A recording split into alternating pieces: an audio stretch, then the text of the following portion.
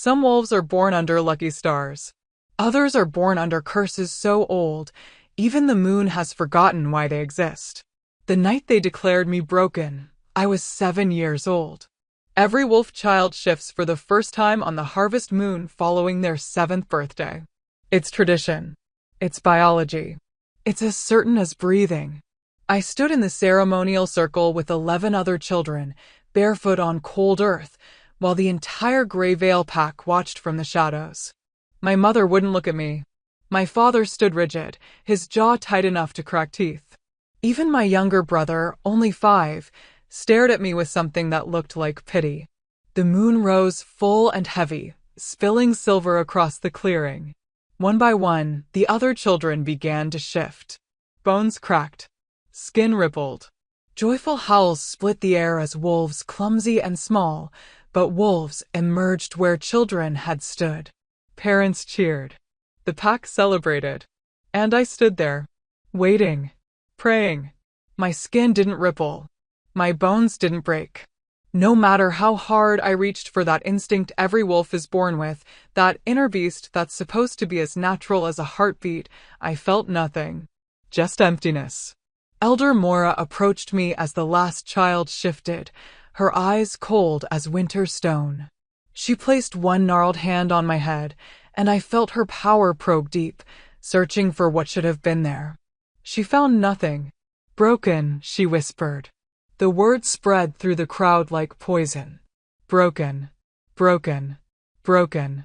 My mother finally looked at me then, and the disgust in her eyes carved something out of my chest that never grew back. 10 years later, I was still broken. But I'd learned to survive it. I kept my head down. I did the work no other wolf wanted to do, mending, cooking, cleaning the pack house until my fingers bled. I made myself useful enough that they couldn't justify casting me out, but not visible enough to remind them what a shame I was. My wolf never came. The emptiness where she should have been felt like a hollow grave inside my chest. I told myself I'd accepted it. I told myself I was fine. I was lying. The night everything changed started like any other. I was in the kitchens long after moonrise, scrubbing pots while the rest of the pack feasted in the great hall. Laughter echoed through the stone walls. I wasn't invited. I never was. I didn't hear my father approach until his shadow fell across me. Nora. I froze. He never spoke to me. Not unless he had to. I turned slowly, wiping my wet hands on my apron. Alpha. He wouldn't let me call him father anymore. Not since the night I failed to shift. His expression was carved from granite. The council has summoned you. My heart stopped. The Moon Council? Yes. His voice was flat. Empty. You leave at dawn. The Moon Council governed the territories of the 3 Alpha Kings, Shadowpine, Ironmaw, and Silverthorn. They only owned wolves for 2 reasons, to honor them or to use them. I was not the kind of wolf they honored. Why? My voice came out smaller than I wanted. My father's jaw tightened. Grey Vale is dying, Nora. The farms are failing. Game is scarce. We're on the brink of starvation. He paused, and something almost like guilt flickered in his eyes before vanishing. The council demanded a tribute. A gesture of goodwill. Understanding hit me like a fist to the stomach. You're sending me as a sacrifice. I'm sending you as a gift. His voice hardened. A political offering to strengthen our alliance. You should be honored. Honored. The word tasted like ash. You're sending me because I'm the only one you can afford to lose. He didn't deny it. The silence between us stretched sharp and cruel. You leave at dawn, he repeated and walked away. I stood there in the empty kitchen, water dripping from my trembling hands, and felt the last fragile thread connecting me to this pack finally snap. They thought I was harmless. They thought I was nothing. A wolf who couldn't shift was no threat at all. They were so wrong. I didn't sleep that night. I packed my single bag, threadbare clothes, a broken comb, the silver locket my grandmother gave me before she died. It held a portrait of her, painted when she was young. Sometimes I imagined I could see something fierce in her eyes. Something that looked almost like power. But that was fantasy. wasn't it? At dawn, a carriage arrived. Black lacquered wood. Silver hinges. The crest of the Moon Council gleamed on the door, 3 wolves circling a crown. My mother stood on the steps of the pack house, but she didn't say goodbye. My brother looked away. My father handed me off to the council guards like I was cargo. No one held for me. No one even looked. As the carriage pulled away, I pressed my face to the window and watched Greyvale disappear into the mist. I told myself I wouldn't cry. I told myself I didn't care. But my chest felt like it was caving in. Because despite everything, despite the whispers, the shame, the loneliness that had hollowed me out for 10 years, some stupid, stubborn part of me had still hoped they might love me. They didn't. They never had. I was alone. And I was about to be delivered to 3 of the most powerful alphas in existence, wolves who ruled with absolute authority, who commanded armies, who could crush me with a thought. What did they want with a broken girl who couldn't even shift? The question haunted me for 3 days as the carriage rattled north. I wouldn't learn the answer until it was too late. But I'll tell you this. The moment I stepped into the Moon Council's hall and 3 pairs of eyes locked onto me with an intensity that stole my breath. 1 gold, 1 silver, 1 burning amber. I felt something stir. Deep, deep in that hollow place where my wolf should have been.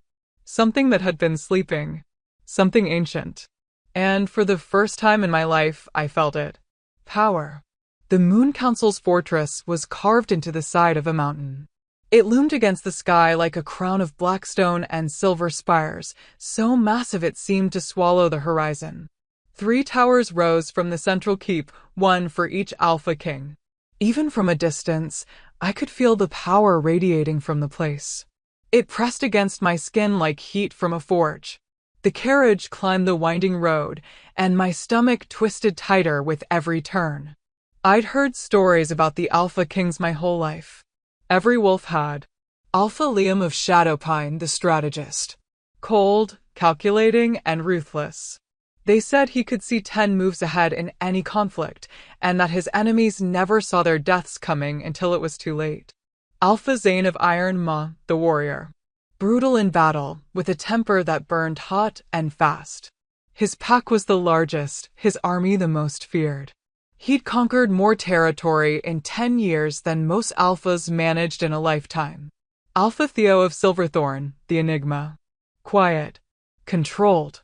Some said he was the most dangerous of the 3 because no one knew what he was thinking. His pack was the oldest, his bloodline the purest. And rumor claimed he had abilities even other alphas feared. 3 kings. 3 territories. 1 council that held them in uneasy alliance. And somehow I was being delivered into the center of it. Why? The question gnawed at me as the carriage finally stopped in a courtyard so large it could have held my entire pack. Guards in silver armor flanked the entrance. Their eyes tracked me as I stepped out, and I felt their judgment like a blade. Weak. Broken. Worthless. I lifted my chin anyway. If I was going to die here, I'd do it with whatever scraps of dignity I had left. A woman met me at the entrance. She was tall, elegant, with dark hair pulled into a severe bun and eyes like chips of ice. Her clothes were fine, tailored black silk that screamed authority. She looked me up and down with a kind of assessment that made me feel like an insect under glass. Nora of Greyvale, she said. Not a question. Yes, I am Margaret, head of the council's household. You will address the Alpha Kings as Your Majesty or Alpha. You will speak only when spoken to. You will go nowhere without an escort. Her voice was clipped, efficient. Do you understand? Yes. Good. She turned sharply. Follow me. I followed her through corridors that seemed to stretch forever, black marble floors, tapestries depicting ancient battles, torches that burned with silver flame. Everything here was designed to remind you how small you were. How insignificant. It worked. We stopped in front of a heavy wooden door. Your quarters, Margaret said. You'll be summoned when the alphas are ready to see you. Do not leave this room until then. She didn't wait for a response. Just turned and left, her heels clicking against stone like a countdown. I stepped inside. The room was not what I expected. It was beautiful. A four-poster bed with deep blue curtains. A fireplace already lit and crackling. Windows that overlooked mountains painted gold by the setting sun. There was even a bathroom with a clawfoot tub and soaps that smelled like lavender and honey. It was a room for someone important, not for a broken wolf being offered as tribute. I set my bag down carefully, like I might break something, and moved to the window. From here, I could see the three towers rising into the sky. Lights flickered in the windows, signs of life, of power, of wolves who belonged here. I pressed my hand against the glass and felt that strange stirring again. Deeper this time. Like something inside me was waking up. "Who are you?" I whispered to my reflection. To the hollow place where my wolf should have been. No answer. There never was. I wasn't summoned that night. Or the next day. Or the day after that. For 3 days, I was left alone in that beautiful room like a bird in a gilded cage. Servants brought food I barely touched. Margaret checked on me with cold efficiency but no warmth. No one told me what was happening. No one explained why I was here. The waiting was worse than anything. It gave me too much time to think. To remember. I thought about my brother, Nathan, who used to sneak me extra food when Mother wasn't looking. He'd stopped after I failed to shift. The shame was too much, even for childhood kindness. I thought about my grandmother, Evelyn, who died when I was 9. She was the only one who never looked at me with disgust. "You're special, Nora," she'd whispered on her deathbed. "Don't let them convince you otherwise." I'd thought she was just being kind. Now I wondered if she'd known something. On the 4th night, I couldn't stand it anymore. I left my room. I know Margaret said not to, but I was going insane staring at those 4 walls, and every instinct I had was screaming that something was wrong, that I needed to understand what I'd been brought here for. The corridors were quiet. I moved like a shadow, keeping to the walls, listening for footsteps. I didn't have a destination in mind. I just walked. That's when I heard the voices. They came from behind a partially open door, a council chamber, judging by the long table I could glimpse inside. 3 voices. The alphas. I should have run. Instead, I moved closer. Absolutely not. The first voice was cold, controlled. "Liam. We need her here. The reports from the border are clear, packs are stabilizing in her presence. Sickness is fading. Crops are recovering. She's doing something, even if she doesn't know it. Which is exactly why she's dangerous." This voice was harder, sharper. "Zane, you want to keep a wolf with unknown power in the heart of our territory? She could be a weapon. She could be a curse. She's neither." The third voice was quieter, but it carried weight that made my skin prickle. "Theo. She's a seal. A lock. And we're the idiots standing around debating what to do while the key sits in our hands." Silence. "You're certain?" Liam asked. "I've been researching her bloodline since the moment she arrived. The Greyvale line didn't used to be weak. 200 years ago, they were feared. Their wolves didn't shift under the moon, they commanded it. They could force other wolves to submit without lifting a claw. The council at the time saw them as a threat and had them neutered. Bloodline magic. A seal passed down through generations." My heart stopped. "And you think she's the first one born with enough power to break it?" Zane's voice dripped skepticism. "I think there's a reason the old prophecy specifically mentions an unshifted one. Her wolf isn't missing. It's locked. And if it awakens, kingdoms will kneel," Liam finished softly. "I know the prophecy, Theo." "Then you know we have 3 choices," Theo said. "We use her. We kill her. Or we protect her." "I vote use," Liam said immediately. "If she can strengthen packs just by existing, imagine what she could do if we unlocked her power and controlled it." "I vote kill," Zane countered. "We don't gamble with prophecies. We end the threat before it begins." "And I vote protect," Theo said quietly. "Because neither of you are considering the 4th option, that she might be the only thing standing between us and something worse." Worse than a wolf who can overthrow kingdoms? Zane laughed, but it wasn't amused. Yes. The single word hung in the air like a blade. I pressed my hand over my mouth to keep from gasping. They knew. They knew I wasn't broken. They knew I had power. And they'd been debating my fate like I was a thing instead of a person. We bring her before the council tomorrow, Liam said finally. Let the other alphas weigh in. This isn't a decision we can make alone. Agreed, Zane said. Theo said nothing. I didn't wait to hear more. I ran. Back in my room, I collapsed against the door, my heart hammering so hard I thought my ribs might crack. A seal. Bloodline magic. A prophecy. My whole life I'd believed I was broken. But I wasn't broken. I was locked. And 3 of the most powerful alphas in the world were deciding whether to use me, kill me, or protect me. I looked down at my hands. They were shaking. Somewhere deep inside, in that hollow place I'd carried for 17 years, I felt it again. That stirring. That ancient, sleeping thing. Who are you? I whispered again. And this time, I swear I felt something answer. I didn't sleep that night. How could I? Every time I closed my eyes, I heard their voices. Use her. Kill her. Protect her. Like I was a weapon to be wielded or a threat to be eliminated. Not a person. Not a girl who'd spent 17 years believing she was worthless. I sat by the window and watched the moon arc across the sky, my grandmother's locket clutched in my hand. The silver was warm against my palm, almost pulsing, like it had a heartbeat of its own. You're special, Nora. Grandmother Evelyn's last words to me. Had she known? Had she understood what I was, what I could become, before anyone else did? I opened the locket and stared at her portrait. In the moonlight, her painted eyes almost seemed to glow. A knock shattered the silence. I jumped, the locket slipping from my fingers and clattering to the floor. Miss Nora. Margaret's voice, cold and clipped. You're summoned. Now. My heart lurched. It's the middle of the night. The alphas don't answer to the sun. Get dressed. You have 5 minutes. Her footsteps retreated. I scrambled to pull on the only decent dress I owned, a simple gray thing that had seen better years, and tried to calm my racing pulse. This is it. Whatever they'd decided, I was about to face it.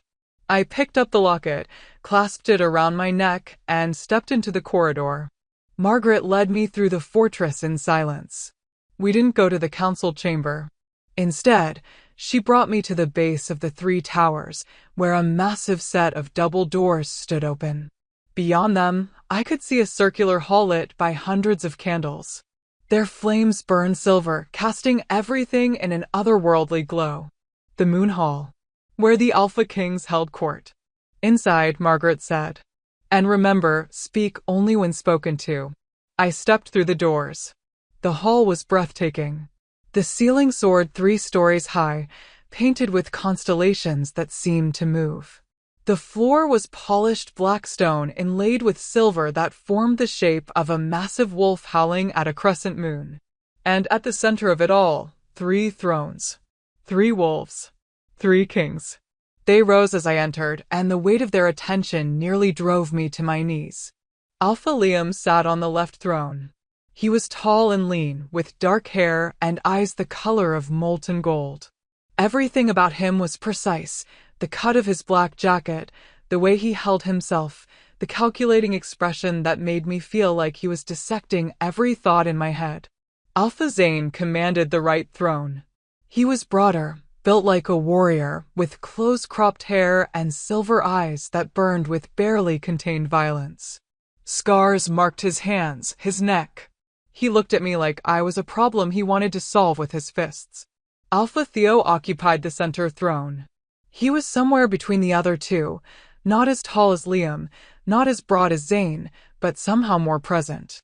His hair was dark auburn, his eyes a deep amber that seemed to see straight through me. He watched me with an intensity that made my skin prickle.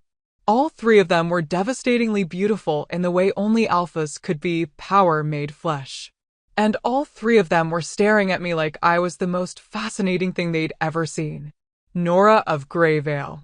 Liam spoke first, his voice smooth as silk over steel. Do you know why you're here? I swallowed hard.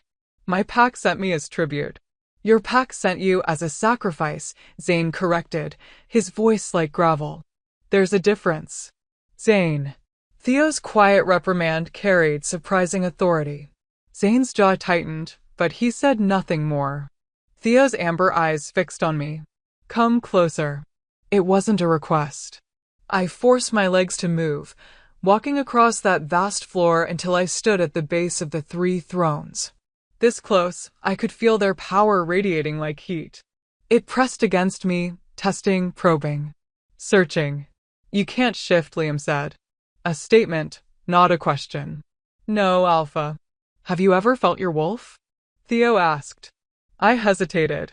I feel something. Sometimes. But it's distant. Like it's sleeping. Or sealed, Theo murmured, so quietly I almost missed it.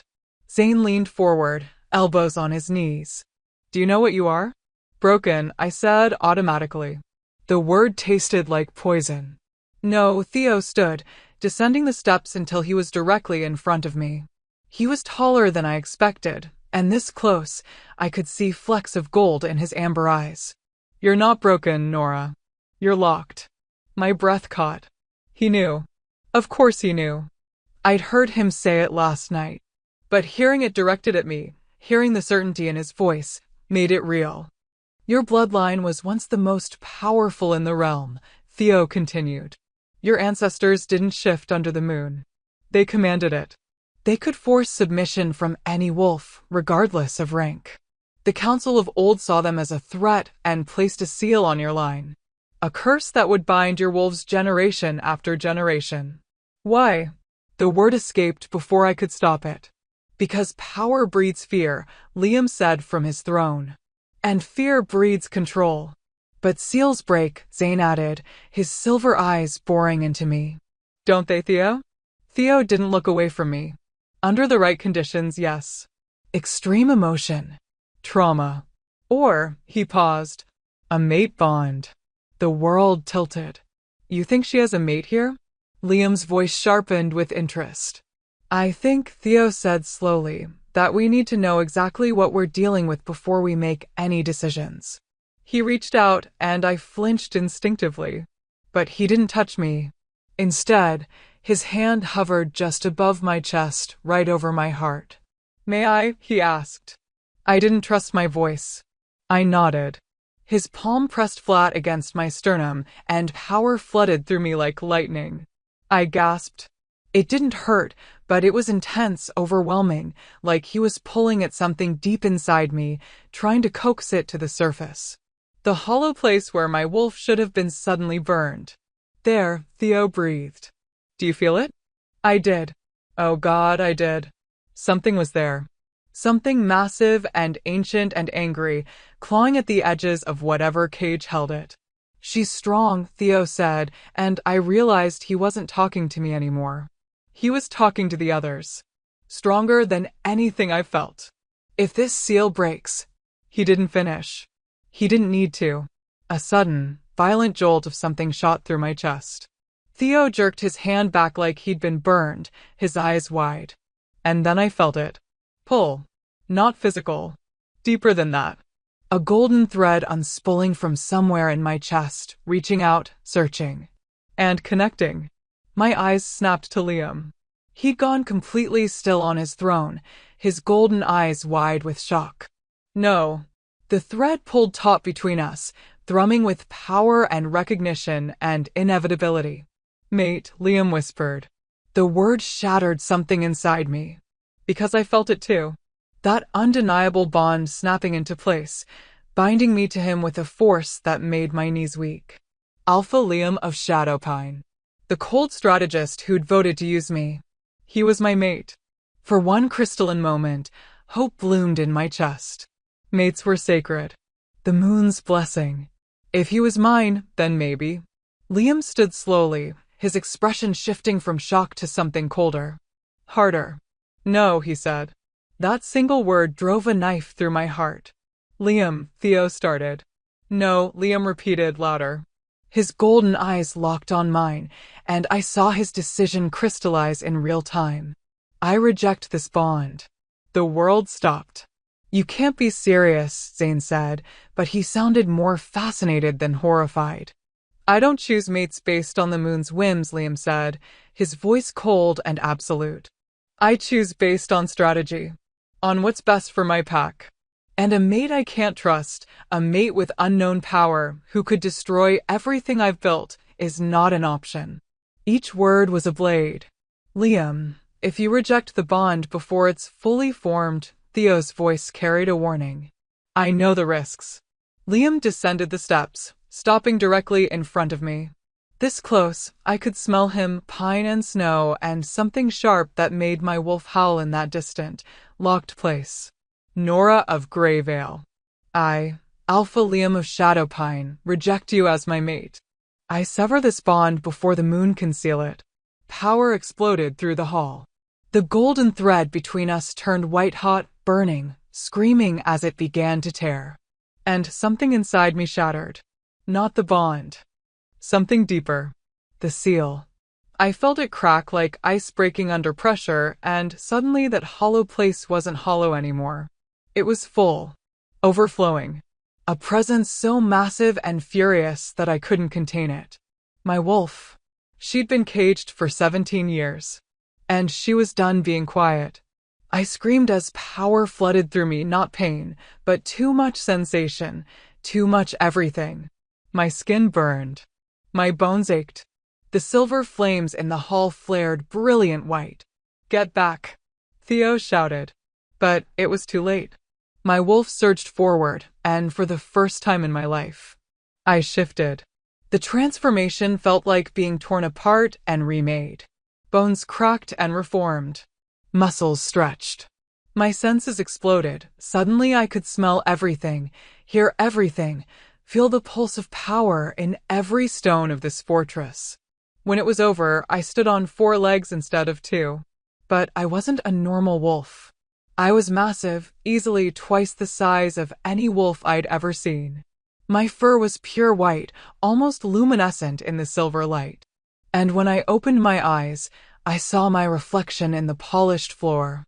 My eyes were violet. Not gold. Not silver. Not amber. Violet. The color of ancient magic. Of bloodline power so old it had been forgotten. The 3 alphas stared at me in stunned silence. And then I felt it. My wolf's voice. Not words. Not exactly. But intent. Crystal clear. She wasn't afraid of them. She was furious. I opened my jaws and howled. The sound shook the hall. The silver flames extinguished. The painted stars on the ceiling blazed brighter. And all 3 alphas, kings who commanded armies, who'd never bowed to anyone, dropped to one knee. Not by choice. Their wolves submitted. I felt their shock. Their fear. Their awe. Impossible, Liam breathed. Zane looked like he wanted to attack and flee at the same time. Theo just stared at me with something that might have been wonder. I stood there, my white fur glowing, my violet eyes burning, and felt powerful for the first time in my life. They thought I was broken. They thought I was weak. They were wrong. And now they knew it. The silence in the moon hall stretched like a living thing. 3 alpha kings. On their knees. Because of me. My wolf wanted to roar in triumph, to make them feel what 17 years of being called broken had done to me. But beneath the fury, I felt something else: confusion. Fear. Because I had no idea how to control this. I'd gone from having no wolf at all to commanding alphas with a single howl. What am I? Theo was the first to rise.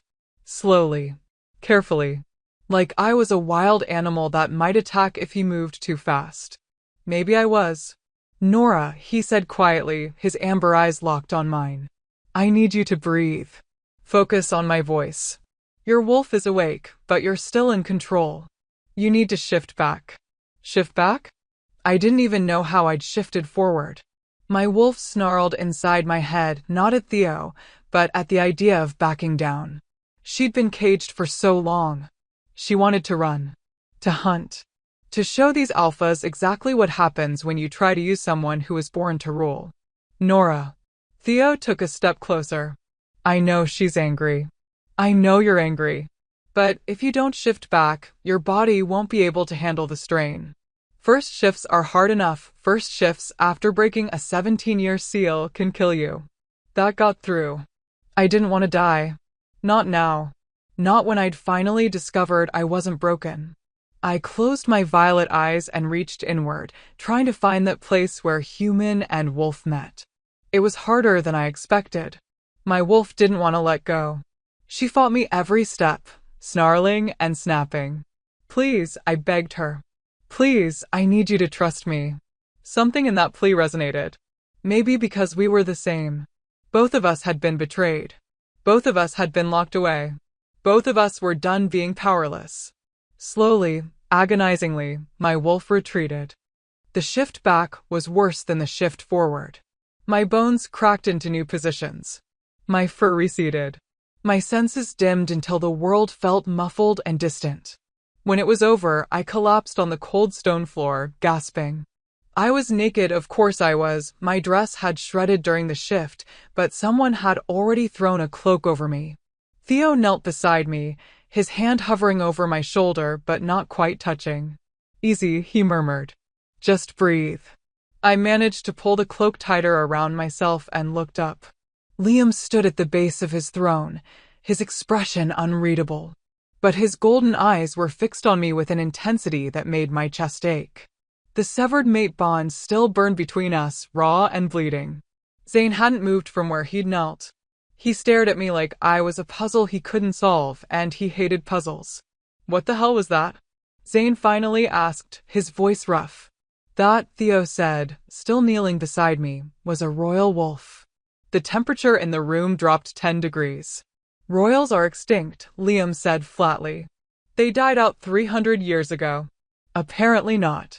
Theo helped me to my feet, steadying me when my legs threatened to give out. The seal didn't just lock her wolf.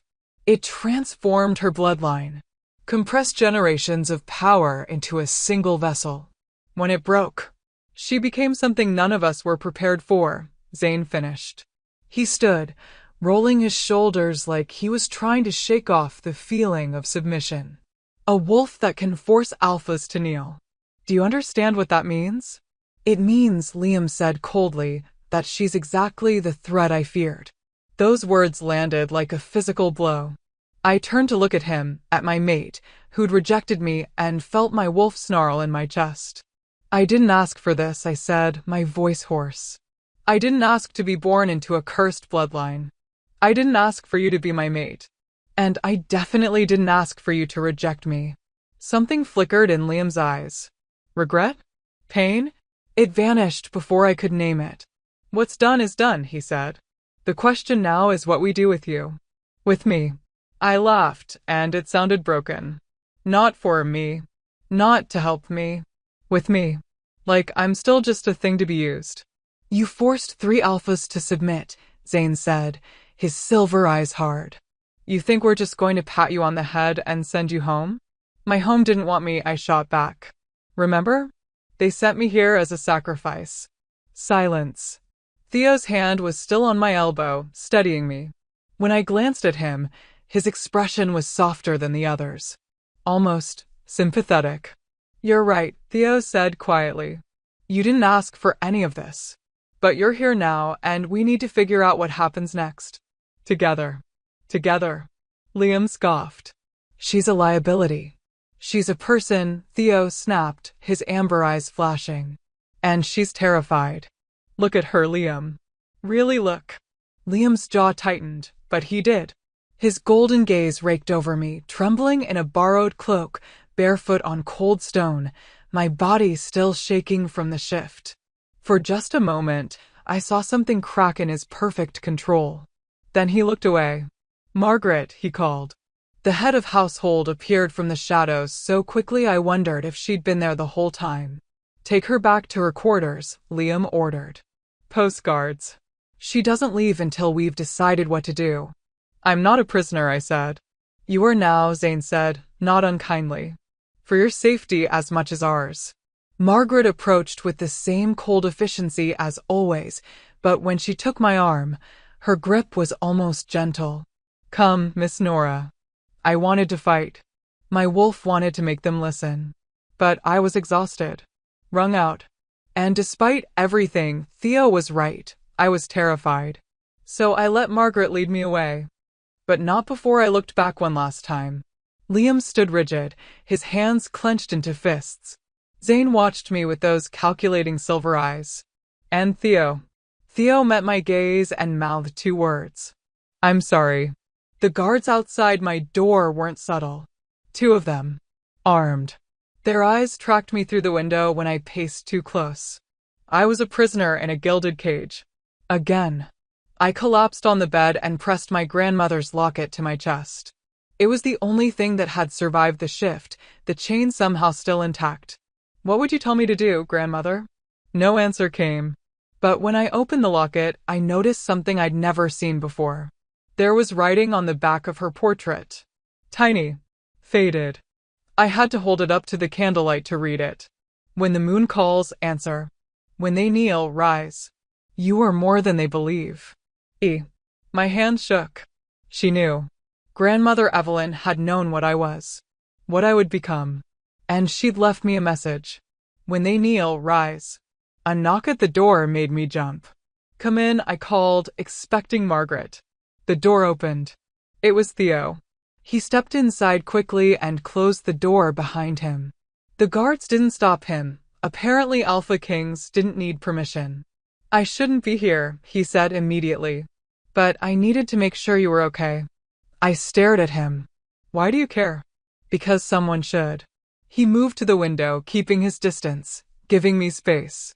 And because what Liam did was wrong. He had every right to reject the bond, I said bitterly. Mates are a choice. Not when the rejection breaks a seal that could have killed you. Theo turned to face me. He knew. I told him the risks. And he did it anyway because he was scared. Scared? Alpha Liam of Shadowpine, scared of me.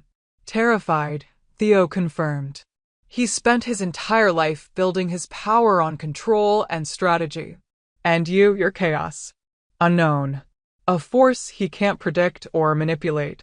That terrifies him more than any enemy. I didn't know what to say to that. Theo crossed the room and carefully, like he was approaching a wild animal, sat on the edge of the bed. Not close enough to threaten. Just close enough to talk. I've been researching your bloodline for weeks, he said. Since before you even arrived. The prophecy isn't just about you being powerful, Nora. It's about you being a choice. What do you mean? When the unshifted one howls, kingdoms will kneel, he quoted. Everyone focuses on the kneeling part. But the prophecy continues.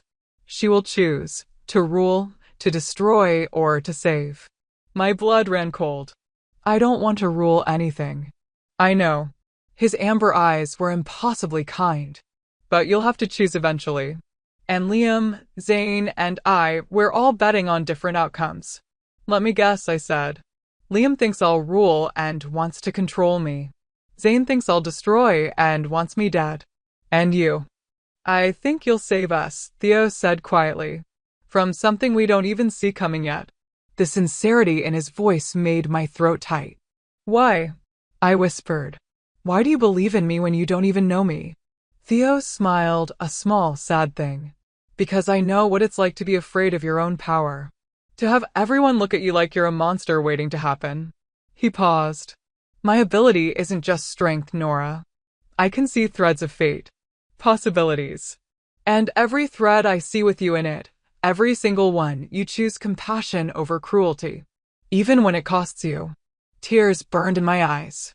No one had ever said anything like that to me. I came here to tell you something, Theo continued. Tomorrow, the council convenes. All the regional alphas will be here. They'll want to see you. Test you. And Liam is going to propose that you be bound to Shadowpine, essentially making you his weapon. No, the word came out fierce. I won't. I know. Which is why I'm going to propose an alternative. He met my eyes. I'm going to ask that you be allowed to choose which territory you align with. Shadowpine, Ironmaw, or Silverthorn. The choice is yours. Hope flickered. You'd do that. I'd do more than that. Theo stood. I'd offer you sanctuary in Silverthorn. No strings. No expectations. Just safety. Time to learn what you are and what you want to be. Why? I asked again. He paused at the door. Because you deserve better than being used, Nora. And because he hesitated, then said quietly, I think you might be the answer to a question I've been asking for a very long time. He left before I could ask what question.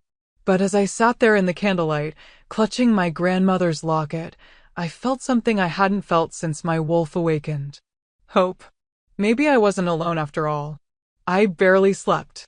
Every time I closed my eyes, I felt it, the severed mate bond with Liam, still burning like an open wound. And beneath that, my wolf paced restlessly, furious at being caged again.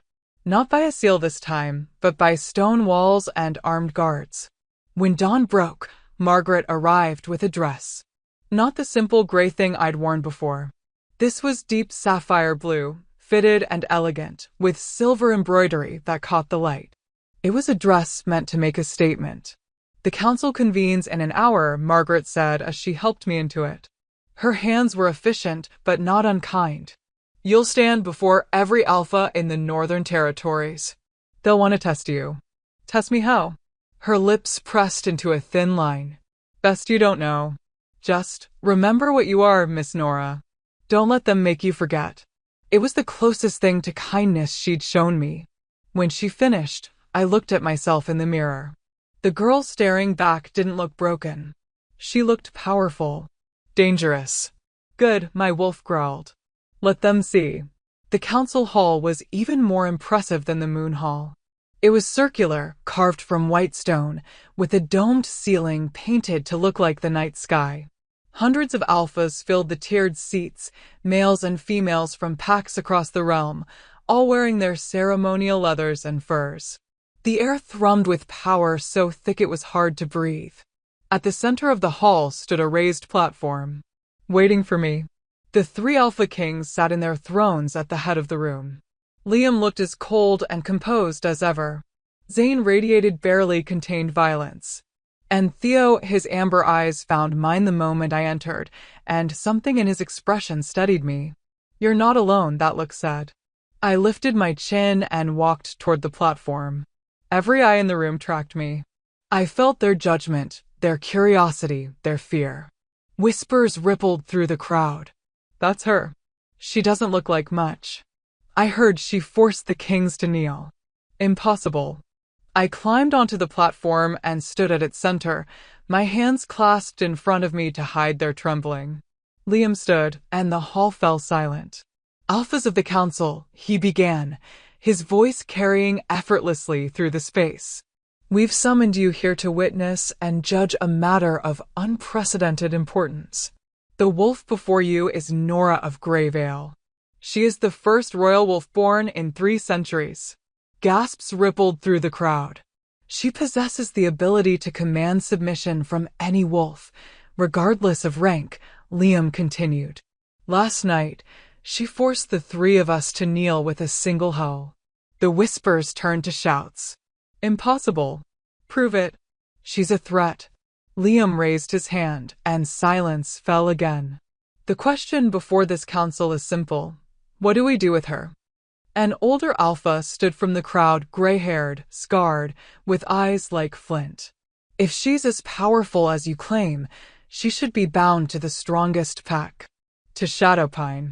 We can't allow that kind of power to roam free. I disagree, a female alpha called out. She was younger, fierce-looking. If she's a royal, she should be executed. Our ancestors killed the royal lines for a reason. They were tyrants. She's done nothing wrong, another voice shouted. You can't execute someone for what they might do. The hall erupted into chaos.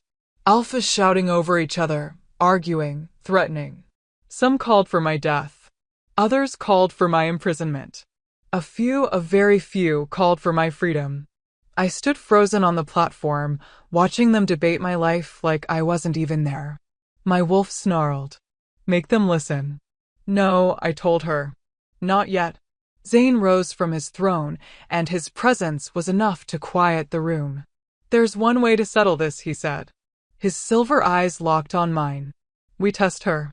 If she's truly a royal wolf, she should be able to withstand a challenge from any alpha here. If she breaks, he shrugged, then she's not the threat we fear. And if she doesn't break? Theo asked quietly. Zane's smile was sharp. Then we'll know exactly what we're dealing with. Liam's jaw tightened, but he nodded. Agreed. Who volunteers for the challenge? A massive alpha stood from the third tier, easily 7 feet tall, built like a mountain. His wolf was visible in his eyes, pressing against his control. I'll do it, he rumbled. Alpha Dane of Blackridge. If she's so powerful, let's see her resist me. He jumped down to the arena floor and shifted midair. His wolf was enormous, black as midnight, with fangs like daggers. He landed on 4 paws and immediately released his alpha aura, flooding the hall with oppressive power designed to force submission. Every wolf in the room felt it. Some of the weaker alphas actually flinched. But I felt nothing. My wolf rose to meet his challenge, and she was unimpressed. Dane's massive wolf stalked toward me, growling. His aura pressed harder, trying to force me to my knees. I didn't move. Kneel, he snarled, and the command carried alpha compulsion strong enough to drop a lesser wolf instantly. I tilted my head. No. His eyes widened. And then my wolf decided she was done playing nice. I didn't shift. I didn't have to. I simply released the smallest fraction of my power, just enough to let them feel what I was, and pushed back. Dane's wolf yelped and collapsed to the ground, legs splaying as his body forced him into submission. He fought it, muscles straining, but he couldn't resist. The hall went dead silent. Anyone else? I asked quietly. No one moved. I looked up at the 3 thrones. At Liam, who watched with something that might have been awe or horror. At Zane, whose expression had shifted from skepticism to respect. At Theo, who smiled like he'd just won a bet. I'm not a threat, I said, loud enough for everyone to hear. I'm not a tyrant. I'm just a girl who spent 17 years being told she was broken. And now that you know I'm not, you want to cage me again. Use me. Kill me. I shook my head. I won't let you. Then what do you want? The gray-haired alpha demanded. What did I want? A week ago, I would have said I just wanted to belong. To be accepted. But now, I want a choice, I said. I want to decide my own fate. Not have it decided for me by wolves who see me as a weapon or a threat or a prize. That's not how this works, the female alpha who'd called for my execution said. You're too dangerous to be left unchecked. Then check me, I shot back. But let it be my choice who I align with. Who I trust. Murmurs rippled through the crowd. Theo stood. I propose we allow exactly that. Let Nora choose which territory offers her sanctuary. Shadowpine, Ironmaw, or Silverthorn. The choice is hers alone. Absolutely not, Liam said immediately. She needs structure. Guidance. She can't. She can speak for herself, I interrupted, and the shock on his face was almost worth the severed bond still burning in my chest. I turned to address the council. I'll choose. But I need time. I need to understand what I am before I decide where I belong. How much time? An alpha called out. A month, Theo answered before I could. 1 month in neutral territory, here, at the Moon Council Fortress. She trains, she learns, and then she chooses. And if she chooses wrong? Zane asked. If she chooses a territory and then turns on us? Then you'll have your answer about what she is, Theo said. And you can act accordingly. It was a gamble. A massive one. But as I looked at Theo's steady amber eyes, I realized he was betting on me. Again. Liam looked like he wanted to argue, but he was outmaneuvered and he knew it. Fine. 1 month. But she's monitored at all times. Agreed, Zane said. The council voted. It wasn't unanimous, Plenty of alphas still wanted me dead or bound, but it was enough. I had 1 month. 1 month to figure out what I was and where I belonged. It should have felt like a victory. So why did it feel like I was running out of time? The council dismissed, but I was required to stay on the platform while the alphas filed out. Most of them stared. Some looked afraid. A few looked hungry, like they were already planning how to use me. When the hall finally emptied, I sagged with relief.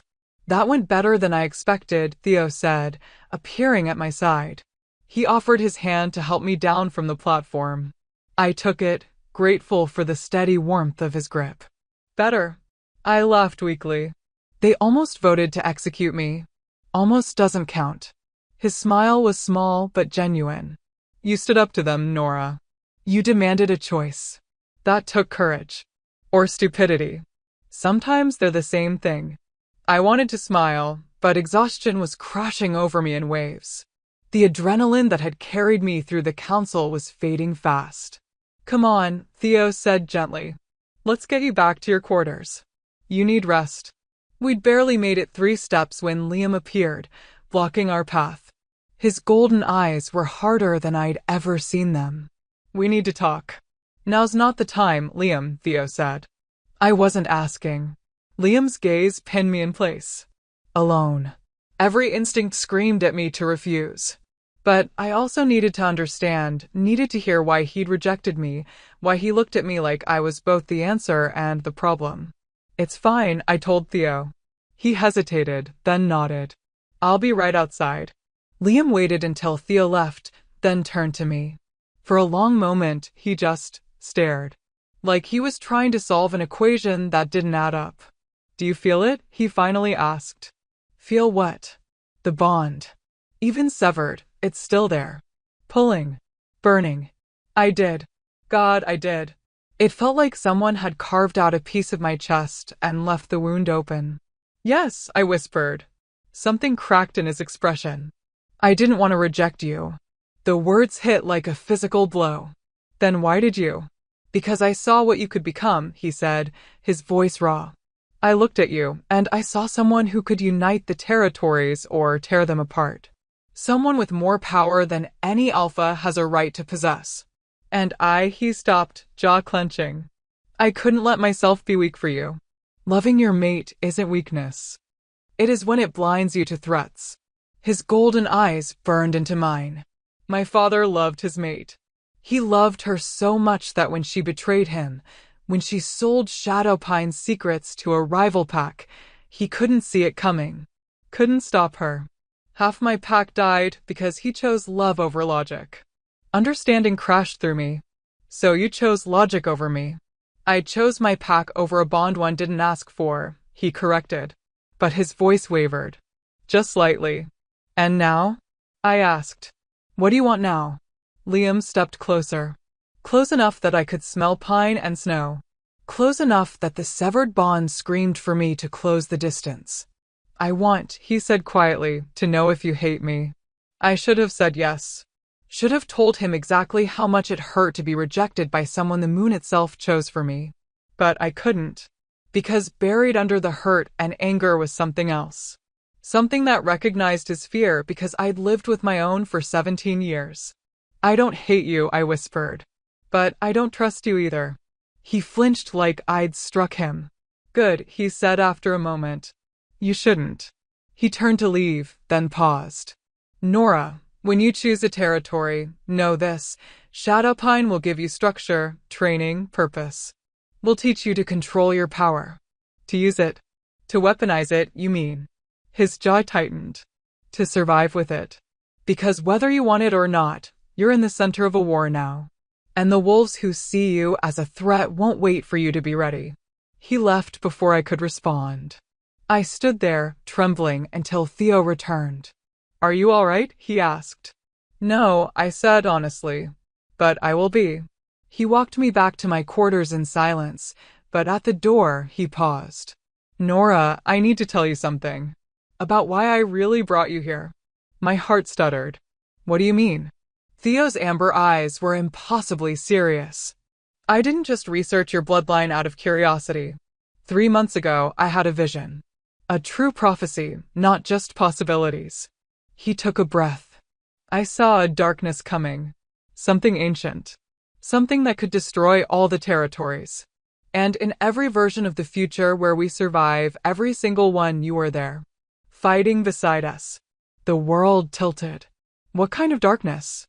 I don't know yet. But it's connected to you somehow. To your awakening. He gripped my shoulders gently. Nora, I think the seal on your bloodline wasn't just about controlling your power. I think it was hiding you from something. And now that you've awakened, I've sent up a signal. I finished, horror dawning. Whatever was looking for my bloodline knows I'm here. Yes. When? My voice shook. When is it coming? Theo's expression was grim. Soon. Which is why you need to choose a territory quickly. You need allies. Training. Protection.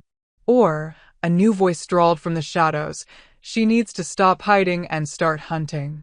We both spun. Zane stepped into the corridor, his silver eyes glinting. I've been listening. Couldn't help myself. He shrugged unapologetically. And if what Theo says is true, if something's coming for her, then teaching her to defend isn't enough. We need to teach her to attack. She's not a weapon, Theo said sharply. No, Zane agreed, his gaze locking on mine. She's a warrior. She just doesn't know it yet. He tilted his head. What do you say, Nora? Want to learn how to fight like a royal wolf should? I looked between them. Theo, offering sanctuary and safety. Zane, offering strength and steel. And somewhere in the fortress, Liam, offering control and strategy. 3 alphas. 3 paths. And something dark hunting me in the shadows. Teach me, I said. All of you. I don't care about politics or territories right now. If something's coming for me, I want to be ready to face it. Zane's smile was sharp and approving. Now that's what I wanted to hear. Theo nodded slowly. Then we start tomorrow. All 3 territories will train you. Together. It should have been impossible, getting 3 rival alphas to cooperate. But as they looked at me, I saw something shift. They weren't just seeing a threat anymore. They were seeing someone worth protecting. Worth training. Maybe even worth believing in. And for the first time since my wolf awakened, I felt something other than fear. I felt ready. Training with 3 alpha kings was like being forged in fire. Every morning for 2 weeks, I woke before dawn and met them in different parts of the fortress. Mornings belonged to Zane. He taught me to fight. Not the careful, controlled movements of formal combat, but brutal, efficient violence designed to survive. He pushed me until my muscles screamed, until I could barely stand, and then pushed harder. Royals don't lose because they're weak, he growled during one session, circling me like prey. They lose because they hesitate. So stop thinking and move. He lunged.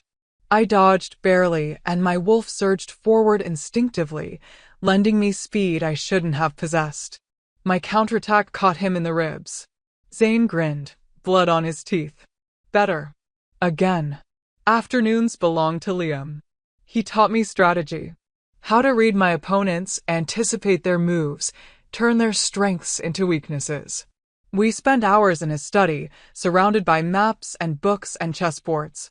Power without intelligence is just destruction, he said, moving a piece across the board. Your wolf can force submission. But what happens when you face something that can't submit? Something that doesn't have a wolf to dominate? I don't know, I admitted. Then you learn. His golden eyes met mine, and for just a moment, the severed bond between us ached. Because your enemies will. Evenings belonged to Theo. He taught me control. How to touch my wolf's power without letting it consume me. How to shift partially, just claws, just fangs, instead of full transformations that left me exhausted. We trained in the moon garden, under open sky, and Theo's patience was infinite. Your wolf isn't separate from you, he explained, guiding my hand as I tried to extend just my claws. She's not something to cage or command. She's an extension of your soul. Work with her, not against her. When I finally managed it, claws extending from human hands, violet light shimmering along my skin. Theo's smile was radiant. Beautiful, he murmured. And the way he looked at me made my heart stutter. But it wasn't all training. Late at night, when I was supposed to be sleeping, I felt it. That pull. Like something was calling to me. Searching. My wolf would wake, agitated, pacing inside my mind. And I'd stand at my window, staring into the darkness beyond the fortress walls, feeling eyes I couldn't see watching back. Soon, a voice whispered in my dreams. Soon, daughter of the old blood. Soon you'll remember what you really are. I never told the alphas about the dreams. I should have. 3 weeks into my month of training, everything changed. I was sparring with Zane in the training yard, no weapons, just hand to hand, when a runner burst through the doors. Alpha Zane. The young wolf was bleeding, gasping. Ironmaw's eastern border attacked. Zane's entire demeanor shifted. The playful warrior vanished, replaced by the ruthless Alpha King. How many? We don't know. They're not wolves, Alpha. The runner's voice broke. They're shadows. Moving like smoke. Killing everything they touch. My blood turned to ice. Theo and Liam appeared within minutes, summoned by the commotion. Shadows? Liam's voice was sharp. Describe them. Dark. Formless. But they have teeth, claws, they tear through wolves like we're nothing. And wherever they pass, the land dies. Grass turns black. Trees wither. The runner trembled. It's like they're consuming life itself. Theo's face went pale. It started. What started? Zane demanded. Theo looked at me, and his amber eyes were filled with dread. The thing I saw in my vision.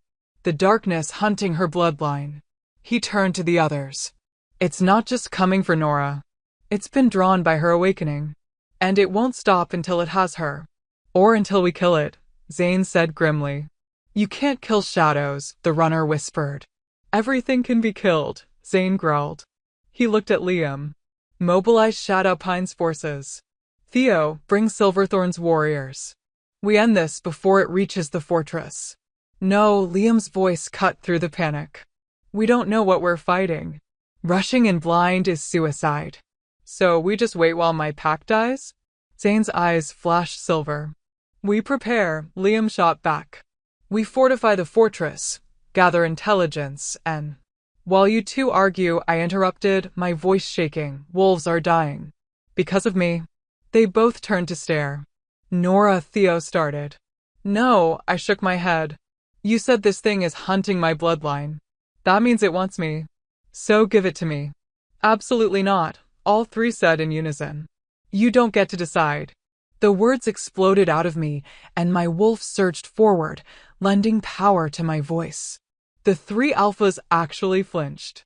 This is my choice. My life. And I won't hide while others die protecting me.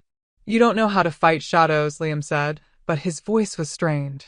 Then teach me. Fast. I looked at each of them. Or let me go out there and figure it out myself. Zane laughed, a sharp, surprised sound. She's got fire. I like it. This isn't a game, Theo said quietly. If you face this thing unprepared, you'll die. And if I don't face it, how many others will? I met his eyes. You saw the future, Theo. You said in every version where we survive, I'm there fighting. So let me fight. Silence. Finally, Liam spoke. If we do this, if we take you to the border, you follow our commands. No heroics. No running off to sacrifice yourself. Understood. Understood. Then we leave in an hour. Zane was already moving toward the door. Gear up. And pray to the moon we're not too late. The journey to Ironmaw's eastern border took 4 hours, even at full sprint. We traveled with a small force, 20 elite warriors, the 3 alphas and me. I rode with Theo, who kept his wolf steady beneath us both while I clung to his fur. The closer we got, the more I felt it. Wrong. The air tasted like ash. The forest grew darker, quieter. Birds didn't sing. Insects didn't buzz. Everything was dead. When we finally reached the border, I understood why the runner had been so terrified. The shadows weren't metaphorical. They were real. dozens of them, swirling through the trees like living smoke. Where they touched, everything withered, grass turned black, trees crumbled to dust, even the air seemed to rot. And in the center of them all, something massive. A figure made of darkness, easily 12 feet tall, with eyes like burning coals and a presence that made my wolf scream in terror. "What is that?" I breathed. "A voidwalker," Theo said, his voice tight. "Ancient predators that fed on powerful bloodlines. They were supposed to be extinct." "Why does it want her?"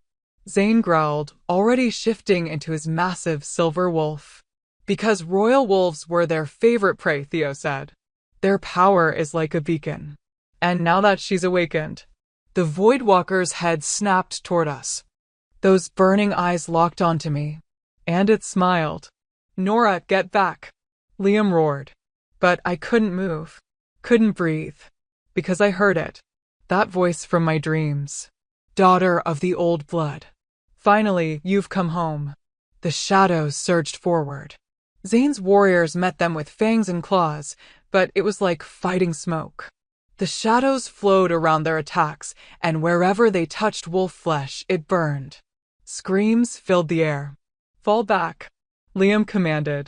"Fall back." But the shadows were everywhere, cutting off retreat. And the Voidwalker was moving toward me, slow and inevitable, like it had all the time in the world. "You don't belong with them," the voice whispered. "You belong with us. With the dark. With the power they fear." "No," I whispered. "Yes. You've always known, haven't you? That you're different. That you're more. Stop fighting what you are." My wolf snarled, but beneath the defiance, I felt her recognition. Like some part of her remembered this thing. Knew it. Theo appeared at my side in human form, bleeding from a dozen shadow wounds. "Nora, listen to me. Whatever it's saying, it's lying. That thing wants to consume you, not free you. How do I stop it?" "I don't know." His voice cracked with desperation. "In my visions, you fought it. You won. But I never saw how." The Voidwalker was close enough now that I could feel its cold radiating outward. Frost formed on the ground. My breath misted. Liam and Zane fought desperately to reach me, but the shadows kept them back. I was alone. "Join us," the Voidwalker whispered. "Or watch everything you've come to care for die." And then it lunged. Not at me. At Theo. Shadow claws extended, aimed for his heart. And something inside me snapped. "No." The word tore from my throat with power that shook the earth. My wolf exploded forward, not into a shift, but into pure energy. Violet light burst from my skin, flooding the clearing, and I felt my power reach out like a tidal wave. The shadows screamed. Where my light touched them, they dissolved like mist under sunlight. The Voidwalker recoiled, actually afraid. "Impossible," it hissed. "You haven't awakened fully, you can't have this much." I didn't understand what I was doing. Didn't know how to control it. But I didn't need to. My wolf knew. She reached through our bond with every wolf on this battlefield, Liam, Zane, Theo, the warriors, and she pulled. Their power flooded into me. Not stealing it. Borrowing it. United. And I directed it all at the Voidwalker. "You want a royal wolf?" I snarled, my voice echoing with ancient power. "Here I am." The violet light condensed into a spear of pure energy. And I threw it.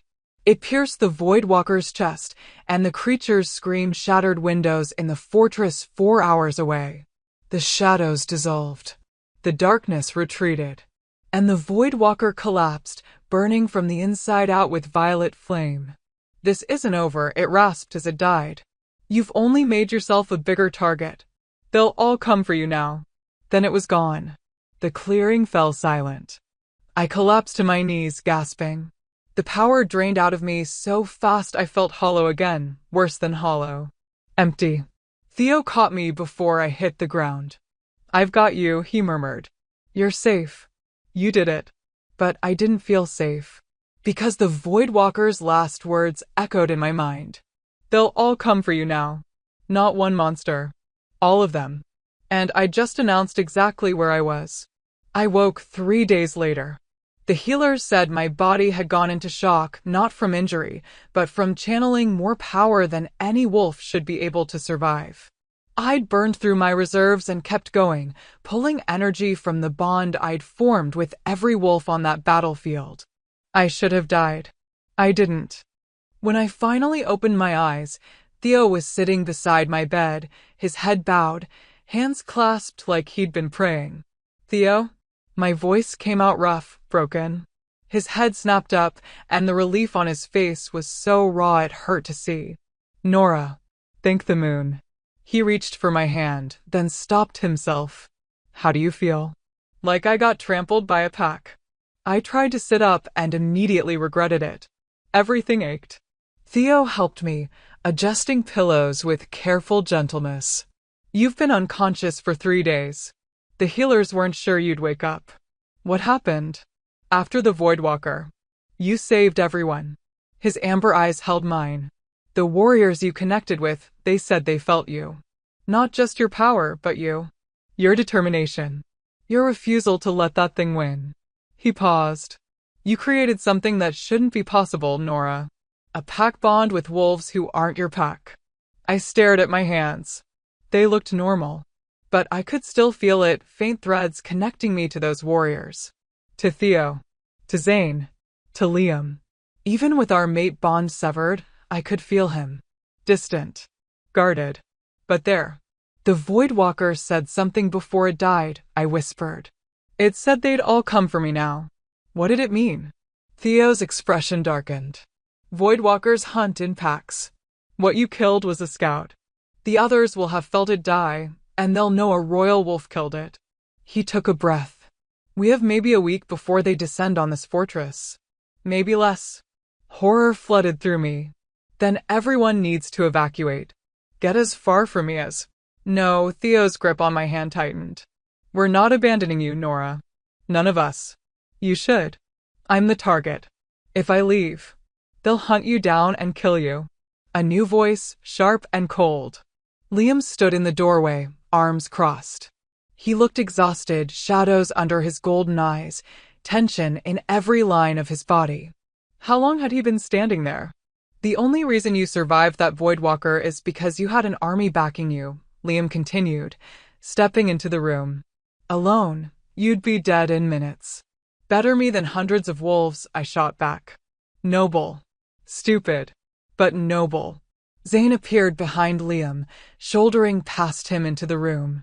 Lucky for you, we don't do noble sacrifices here. We do war. I looked between the three of them. You can't be serious. You'd risk your packs, your territories for me. Yes, Theo said simply. You're an asset, Liam added, though something in his voice softened. And more than that, you proved something on that battlefield. You can unite wolves in ways we never could. That makes you invaluable. Plus, Zane said with a sharp grin, I want to see what you can do when you're actually trained. That violet light show? That was you panicking. Imagine what you could do with control. I wanted to argue. To insist they were making a mistake. But the truth was I didn't want to die alone. Didn't want to face the darkness by myself. And these three wolves, for all their complicated reasons, were offering to stand with me.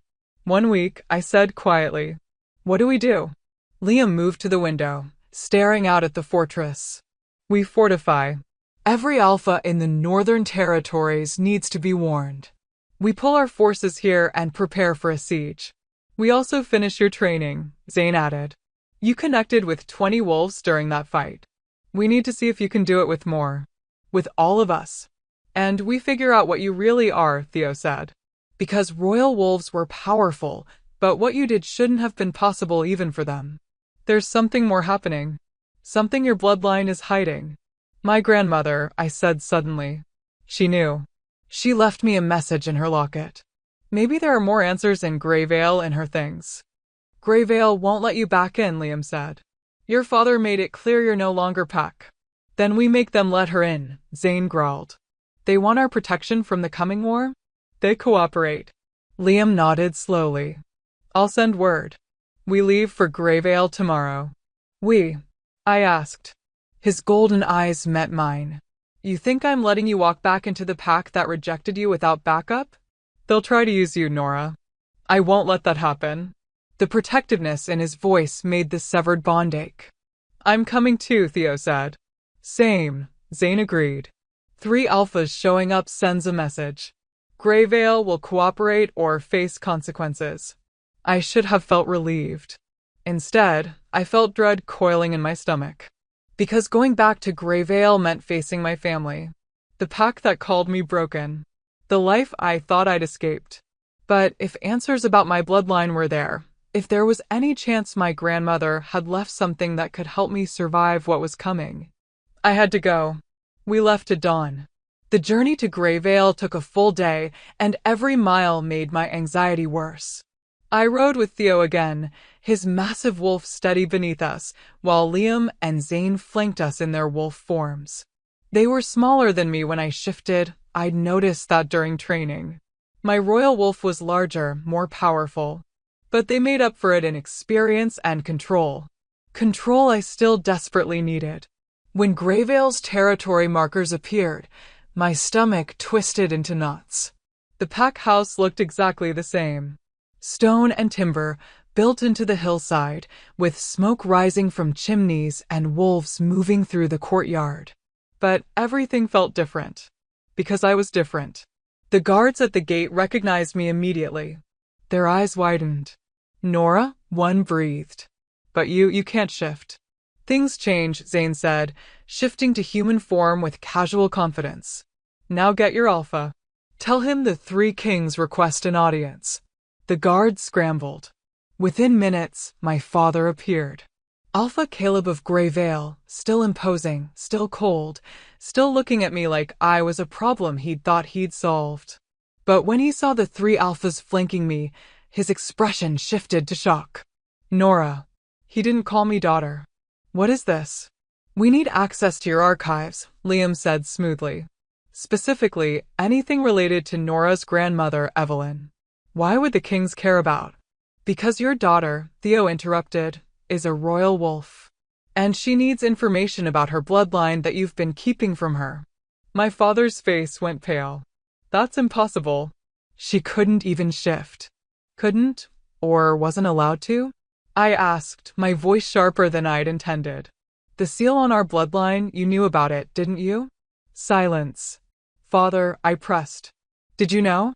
He looked away. Your grandmother told me stories. Before she died. About our ancestors. About what they could do. His jaw tightened. I thought they were just stories. Myths to make herself feel important. They weren't myths, Theo said.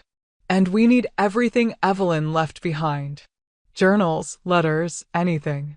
My father hesitated, then nodded stiffly. Follow me. Grandmother Evelyn's room had been locked since she died. My father opened it with a key that hung around his neck, and dust motes swirled in the afternoon light streaming through windows.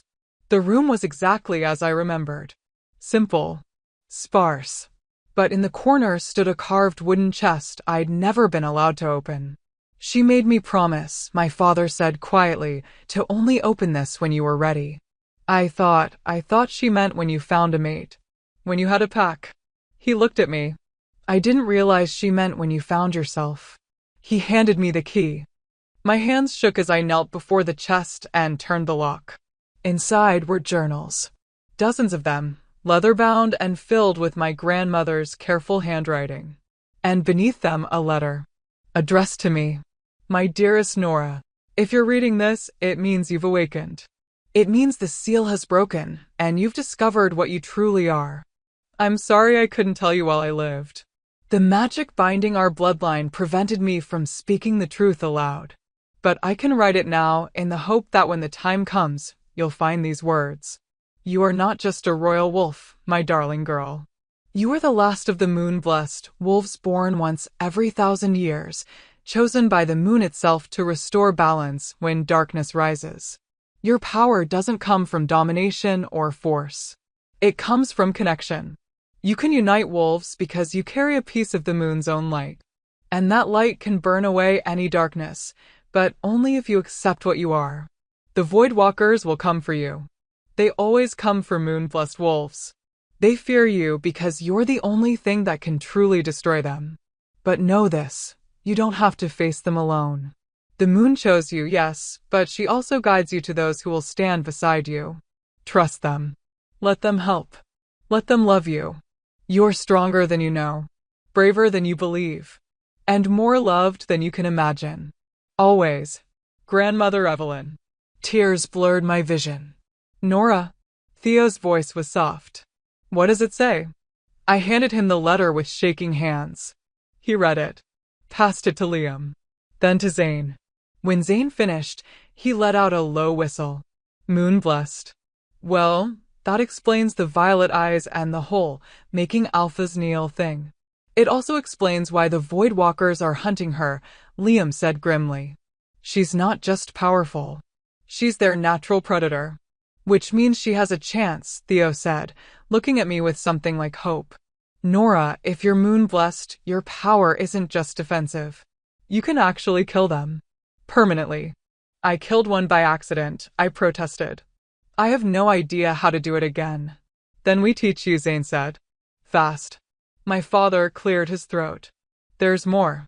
In her journals, Evelyn wrote about the moon-blessed training rituals, meditations, ways to channel the moon's power. He paused. If you want them, they're yours. I gathered the journals carefully. Thank you. He nodded stiffly. Then, hesitantly, I'm sorry, Nora. For not believing in you. For sending you away. I wanted to forgive him. Part of me did. But the hurt was still too fresh. I need to go, I said quietly. There's a war coming. And I'm the only one who can stop it. We left Greyvale as the sun set. I carried my grandmother's journals like they were made of glass, and my mind raced with everything I'd learned. Moon-blessed. Natural predator to Voidwalkers. Chosen by the moon itself. It should have felt empowering. Instead, it felt like the weight of the world settling on my shoulders. Hey! Theo's voice pulled me from my thoughts. He'd shifted back to human, walking beside me. You okay? No, I admitted. I'm terrified. Good. Fear means you're paying attention. His smile was small. But you're not alone, Nora. You have us. I looked ahead, where Liam and Zane walked side by side, two rival alphas who'd put aside their differences because of me. Why? I asked Theo. Why do you all care so much? Liam rejected our bond.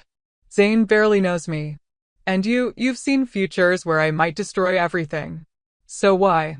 Theo stopped walking, turned to face me fully.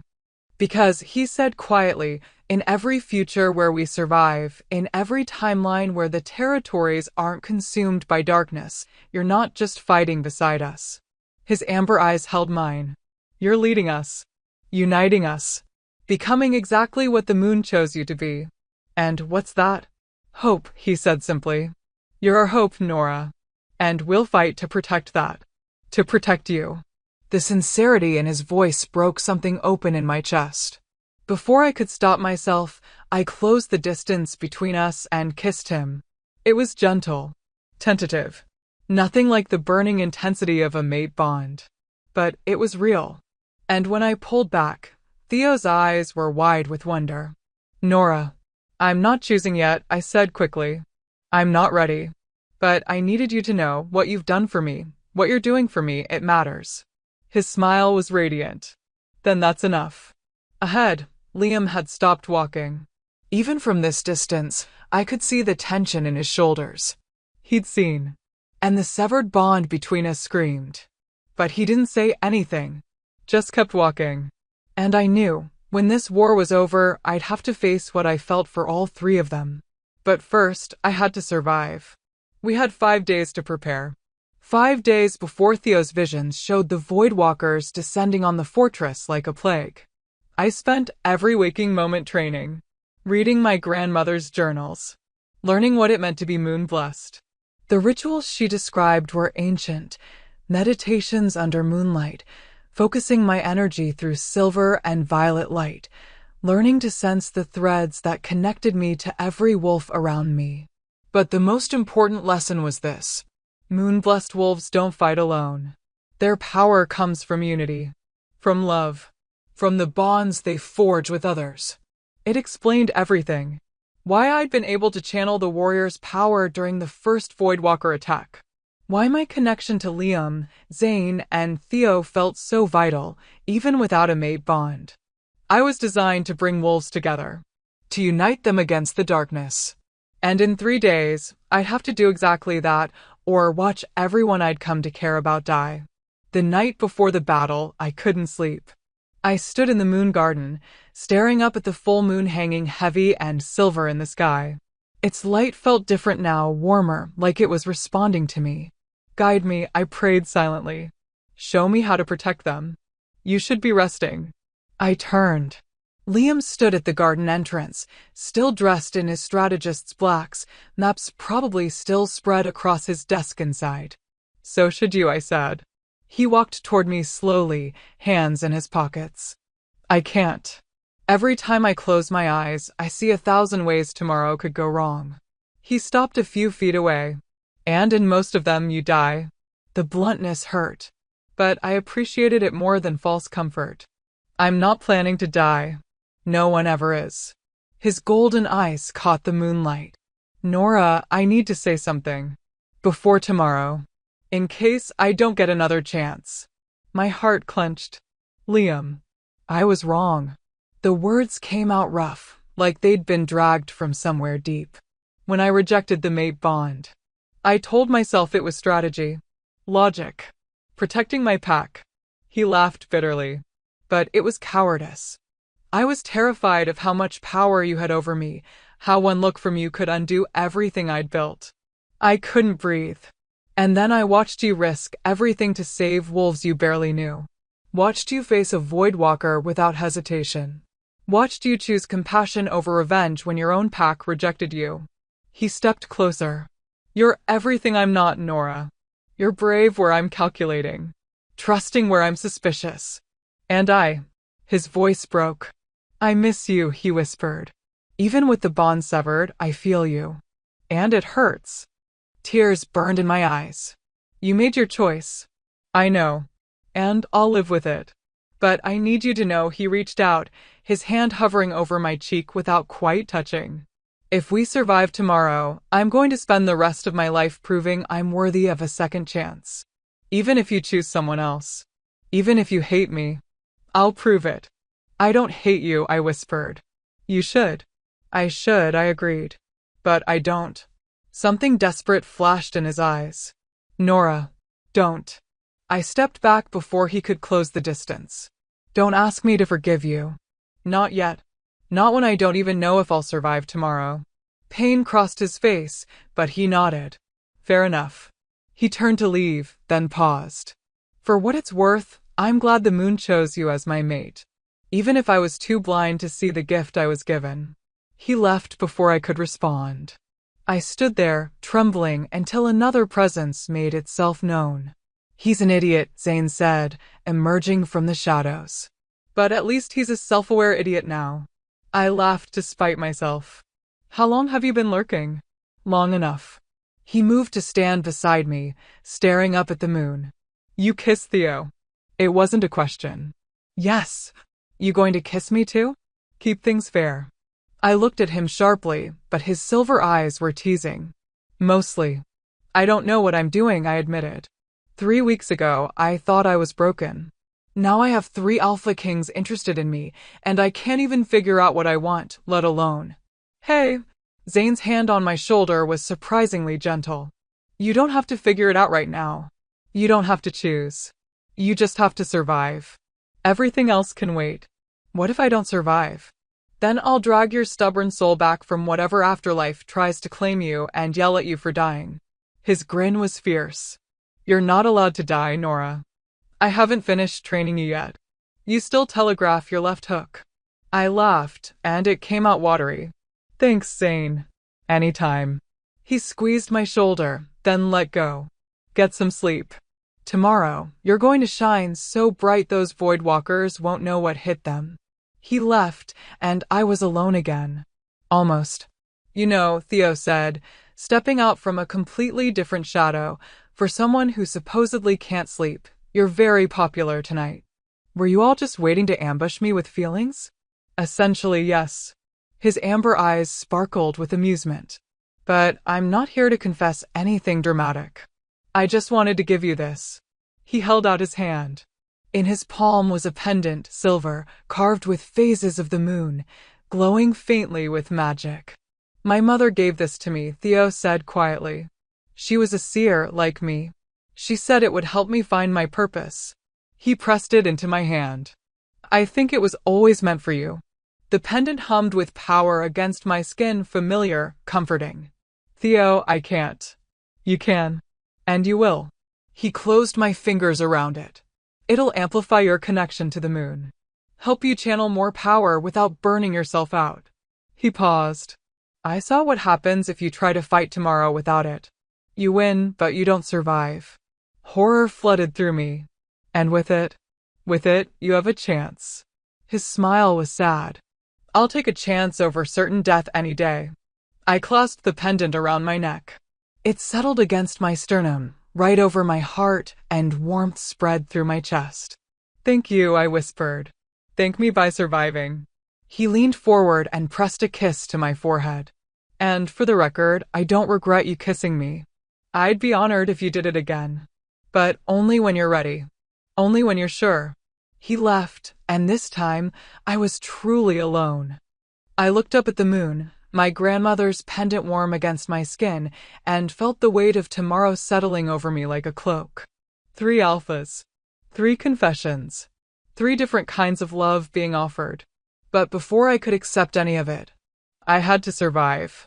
The Voidwalkers came at dawn. Not 3 or 4 like I'd hoped. Hundreds. They poured over the eastern ridge like a tide of living shadow, blotting out the rising sun. And at their center, 3 massive Voidwalkers, each as large as the one I'd killed. Pack leaders. Positions. Liam's voice rang across the fortress. Archers loose. Silver-tipped arrows flew. They dissolved some of the smaller shadows, but the larger ones barely flinched. I stood on the fortress walls between Theo and Zane, watching the darkness approach, and felt my wolf rise to meet it. Ready? I asked her. Her answer was a snarl of pure determination. Born ready. Nora. Liam appeared at my side, his golden eyes intense. You remember the plan? I draw them in. You funnel them through the choke points. I connect with every wolf in the fortress and channel everything I have into a final strike. I took a breath. Simple. Simple, Zane snorted. Sure.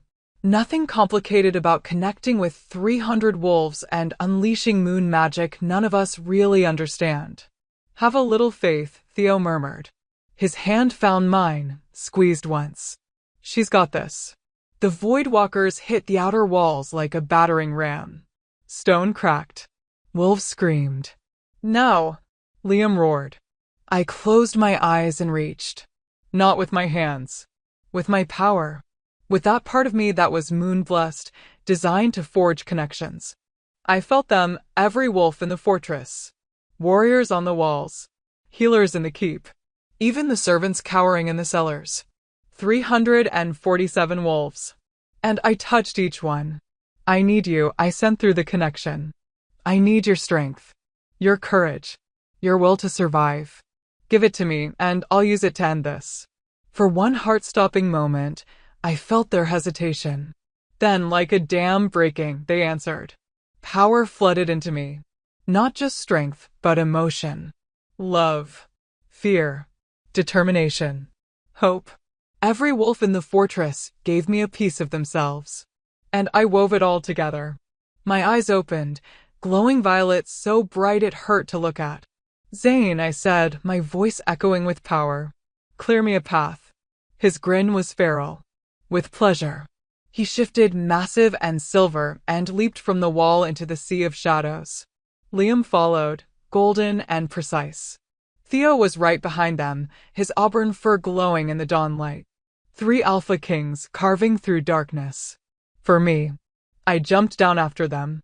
The moment my feet hit the ground, I shifted.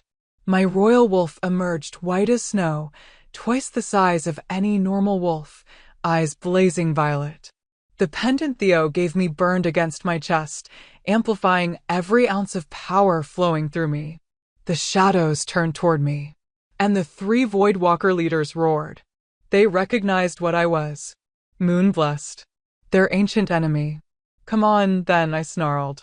Let's finish what your kind started 1,000 years ago. They charged. I met them head-on. The first one lunged with claws of pure shadow. I dodged, Zane's training taking over, and raked my own claws across its side. Violet light erupted where I struck, and the Voidwalker screamed. The second one tried to flank me, but Liam was there, golden and fast, tearing at its legs while I struck its core. The third one was smarter. It hung back, gathering power, preparing for a devastating strike. But Theo saw it coming. His wolf slammed into it from the side, breaking its concentration long enough for me to reach for it with my power. I grabbed hold of the darkness itself and pulled. The Voidwalker's essence unraveled like thread, dissolving into nothing. One down. But there were still two more, plus hundreds of smaller shadows. I could feel the strain building. Even with 300 wolves backing me, channeling this much power was burning through me fast. I need more. The thought came unbidden, desperate. And then I felt it. The severed mate bond with Liam. Still there. Still burning. Even broken, it was a connection. A thread. Please, I sent through it. Please, Liam. I need you. For one terrible moment, nothing happened. Then, the bond blazed. Not healed, but open. Liam's power flooded into me, not just his strength, but everything he was. His brilliance. His strategy. His careful, controlled love that he'd been too afraid to show. And it was massive. The second Voidwalker lunged. I caught it midair with a whip of pure light and tore it apart. Two down. The final Voidwalker, the largest, roared in fury and began to change. It grew, shifted, became something worse. A form made entirely of consuming darkness, with a dozen eyes and mouths filled with shadow teeth. Nora. Zane's wolf was bleeding, limping. Whatever you're going to do, do it now. I gathered everything I had. Every thread of power from the wolves behind me. The bond with Liam. The pendant burning against my chest. My grandmother's legacy. And I howled. The sound shattered the sky. Violet light exploded from me in every direction, not destroying the fortress, but flowing around it, protecting it, while slamming into the shadows like a tidal wave. The smaller Voidwalkers dissolved instantly. The leader tried to resist, tried to hold its form. But I was moon-blessed, chosen by the moon itself. And darkness bowed to my light. I poured everything into one final surge of power. The Voidwalker screamed, a sound that would haunt me forever, and then it was gone. Silence fell. The shadows retreated. The darkness fled. And I collapsed, my shift breaking, leaving me human and gasping on blood-soaked ground. Nora. 3 voices. 3 wolves, shifting to human, running toward me. Theo reached me first, cradling my head. Stay with us. Stay with. I'm okay, I managed. Just tired. Liam knelt beside me, his hand finding mine. Through the bond still open, still burning, I felt his relief. His joy. His love. You did it, he whispered. You saved us all. Zane dropped down on my other side, grinning despite the blood streaking his face. Told you that you'd shine. I laughed weakly. Did we win? Look around, Theo said softly. I turned my head. The fortress stood. The wolves were battered, exhausted, but alive. And they were all looking at me. Not with fear. With reverence. One by one, every wolf in that courtyard, Alpha and Omega, warrior and healer, lowered their heads. Not in forced submission. In respect. Tears burned in my eyes. All hail, someone called out. I didn't see who. But the words were taken up by hundreds of voices. All hail the moon-blessed. All hail Nora, who saved us all. The chant echoed through the fortress, through the territories beyond. And I realized I wasn't broken. I never had been. I was exactly what I was meant to be. 2 weeks later, the Moon Council fortress had been transformed. What was once a place of political maneuvering and uneasy alliances had become something else entirely, a true seat of unity. Wolves from all three territories worked side by side, rebuilding what the battle had damaged, training together, living together. All because of what happened on that blood-soaked dawn. I stood on the balcony of my chambers, no longer a guest room, but a permanent residence, watching the sun set over the mountains. My body had healed, though I still tired easily. The healers said channeling that much power had fundamentally changed me. I could feel it in the way moonlight felt against my skin now, warmer and more present. Like the moon itself was watching over me. You're brooding again. I turned to find Zane leaning against the doorframe, arms crossed, that familiar smirk playing at his lips. I'm reflecting, I corrected. Same thing, just sounds prettier. He moved to stand beside me. The alphas are gathering for the ceremony. You ready? My stomach twisted. As ready as I'll ever be. Tonight, I would make my choice. Not which territory to align with. That decision had already been made in the days following the battle. The three Alpha Kings had done something unprecedented. They'd proposed a unified territory. Shadowpine, Ironmaw, and Silverthorn would remain distinct packs, but they'd operate under a single banner. The Moon Banner. With me as its symbol. No, tonight's choice was far more personal. Tonight, I would choose a mate. The ceremony was held in the Moon Hall, under those painted constellations that seemed to move and breathe. Every alpha from the northern territories had come to witness it. The hall was packed, the air thick with anticipation and power. I walked down the center aisle wearing a dress of deep violet, the color of my wolf's eyes, the color of moon magic itself. Silver embroidery traced the phases of the moon across the fabric, and Theo's pendant rested against my heart. At the end of the aisle stood 3 thrones. And 3 wolves. Liam, in his blacks, looking every inch the calculating strategist, but his golden eyes were soft when they found mine. Zane, in his warrior's leathers, grinning like this was the best entertainment he'd seen in years, but I could see the tension in his shoulders. Theo, in his ceremonial robes of Silverthorn, calm and steady, but his amber eyes held a question he was too kind to voice aloud. Who will you choose? I reached the center of the hall and turned to face the gathered alphas. 2 weeks ago, I began, my voice steady despite my racing heart. I stood in this hall and was told I had to choose a territory. A pack. A place to belong. Murmurs of agreement rippled through the crowd. But the truth is, I've spent my entire life trying to fit into boxes others made for me. Broken. Omega. Worthless. I paused. And then I came here and discovered I was none of those things. I was moon-blessed. Royal. Powerful. My eyes found each of the 3 alphas in turn. But the most important thing I learned wasn't about power. It was about choice. About deciding for myself who I am and who I want to be. I took a breath. So tonight, I'm not choosing a territory. I'm not choosing based on politics or strategy or what makes sense for the greater good. I smiled. I'm choosing based on what my heart wants. What I want. Silence hung in the hall. Liam, I said, turning to face him fully. You are my fated mate. The moon herself chose us for each other. And you rejected that bond because you were afraid of losing control, of being vulnerable, of choosing love over logic. Pain flashed across his face, but he didn't look away. But in the battle, when I needed you most, you opened that bond again. You gave me everything you had, even knowing it might destroy you. My voice softened. You proved that you could be brave, that you could choose me, even when it terrified you.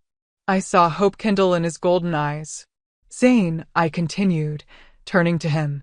You saw me as a warrior before I saw it in myself. You pushed me, challenged me, refused to let me hide behind fear or doubt. You taught me that strength isn't just about power, it's about the courage to stand up and fight for what you believe in. His silver eyes gleamed. And you never asked me to be anything other than exactly who I am. You celebrated every victory, laughed at every failure, and made me believe I was worth fighting for. His grin softened into something tender. Theo, I said, facing him last. You believed in me before anyone else did. You saw the potential in a broken girl from a pack that rejected her, and you bet everything on the possibility that I could be more. My voice cracked slightly. You protected me, guided me, and gave me the tools I needed to survive. And you never asked for anything in return except that I be true to myself. His amber eyes were bright with unshed tears. You three gave me different gifts, I said, addressing all of them now. Strategy and protection. Strength and confidence. Faith and guidance. I paused. And I love you for all of it. Gasps rippled through the crowd. But I continued, my heart pounding. I've learned something important about myself these past weeks. I've spent 17 years being told I was less than everyone else. And now that I know I'm more, I refuse to diminish myself again. Not for politics. Not for tradition. I looked at each of them. I can't choose just one of you. Because you each hold a piece of my heart. And cutting myself into thirds to fit what's expected, I shook my head. That's just another cage. Liam's eyes widened. Zane barked out a laugh. Theo smiled like he'd seen this coming all along. So I'm asking for something unprecedented, I said, raising my voice to address the entire hall. The Moon-Blessed were never meant to follow normal rules. We unite. We forge bonds that shouldn't be possible. We bring wolves together. I turned back to the three alphas. I want all three of you. Not as a political alliance. Not as a strategy. But as my mates. I took a breath. If you'll have me. If the council will allow it. If. Yes. Liam's voice rang out, clear and certain. He descended from his throne and knelt before me. Actually knelt, this proud alpha who'd rejected me once before. I was a fool to reject the moon's gift. I won't make that mistake twice. If you'll have me even as one of three, I'm yours. Hell yes, Zane said, dropping down beside Liam with a wild grin. Best idea you've had yet, princess. I never liked sharing, but for you? I'll make an exception. Theo was the last to move. He descended slowly, gracefully, and when he knelt, he took my hand. I saw this, he said softly. In my visions. Every future where we all survive, where the territories truly unite, it's because of this. Because you refuse to choose. His smile was radiant. So yes, Nora. 1,000 times yes. Tears spilled down my cheeks. The hall erupted into chaos, some alphas cheering, others shouting objections, everyone talking at once. But I didn't care. Because the three wolves kneeling before me, my strategist, my warrior, my seer, were looking at me like I was the moon itself. And I finally understood what my grandmother meant. Let them love you. Not one. Not in pieces. All of them. The council debated for hours. But in the end, they agreed. How could they not? I was moon-blessed, chosen by forces older than their laws and traditions. And if I said I needed three mates to fulfill my purpose, well, who were they to argue with the moon? The bonding ceremony happened that same night, under the full moon, in the garden where I'd first kissed Theo. It wasn't like a traditional mating ceremony. There was no single bond snapping into place. Instead, I felt three separate threads weave themselves into my soul. Gold for Liam, brilliant and strategic and burning with a love he'd been too afraid to show. Silver for Zane, fierce and protective and wild with joy. Amber for Theo, steady and warm and filled with unshakable faith. The three threads wrapped around my heart and held. Complete. Whole. Right. How do you feel? Theo asked, his hand in mine. Like I can finally breathe, I whispered. Liam stood on my other side, the mate bond between us, our bond, not forced, but chosen, blazing bright and whole for the first time. I'll spend the rest of my life making up for rejecting you, he murmured. Good, I said, squeezing his hand. Because I plan to hold you to that. Zane wrapped his arms around all of us from behind, pulling us into a ridiculous group embrace. So, who wants to tell the historians that the moon blessed brought peace to the territories by collecting alpha kings like some wolves collect rocks? I laughed until I cried. And for the first time in my life, I felt home. 6 months later, the unified territory was thriving. Trade routes had opened between Shadowpine, Ironmaw, and Silverthorn. Joint training exercises were now standard. And the smaller packs that had always lived in fear of being caught between powerful alphas were finally secure under the Moonbanner's protection. I split my time between the 3 territories, learning from each. With Liam in Shadowpine, I studied strategy and governance. He taught me to think 10 steps ahead, to see patterns others missed. With Zane in Ironmaw, I trained with his warriors, honing my combat skills until I could hold my own against even his best fighters. With Theo in Silverthorn, I learned to control my visions, because apparently, moon-blessed wolves could see glimpses of possible futures too. His patience was infinite as I stumbled through learning a gift I hadn't known I possessed. And at night, in whatever territory I happened to be in, I fell asleep surrounded by 3 wolves who loved me without reservation. It was chaotic. It was complicated.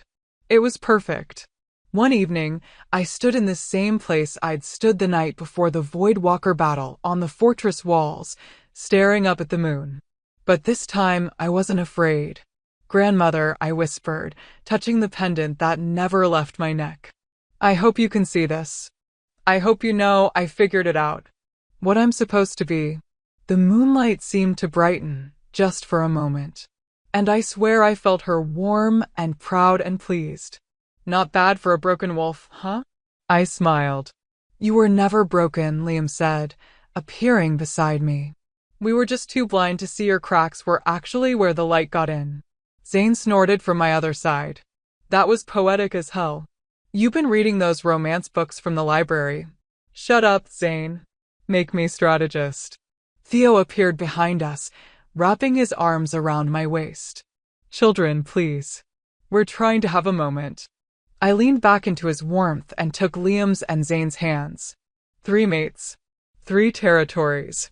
1 moon-blessed wolf who'd been told she was nothing and became everything. "I love you," I said. To all of them. To the moon. To the life I'd built from the ashes of rejection. "We love you too," they answered in unison. And under the watchful eye of the moon that had chosen me, surrounded by the wolves who'd fought for me, I finally understood the truth. I wasn't broken. I was becoming. And my story, our story, was just beginning. Okay, I need you all to sound off in the comments right now. Did that ending deliver everything you needed? Are you team triple mate bond, or did you want her to pick just one? And more importantly, do you want to see more stories like this?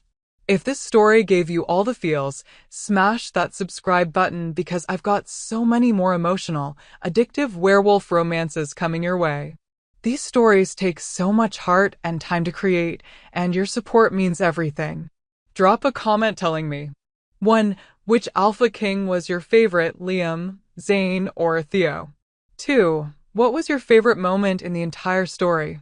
3. What kind of werewolf story do you want to see next? Thank you for being here. Thank you for reading. Thank you for being part of this incredible community. Until next time, remember, you're not broken. You're not too much. You're exactly what the moon intended you to be.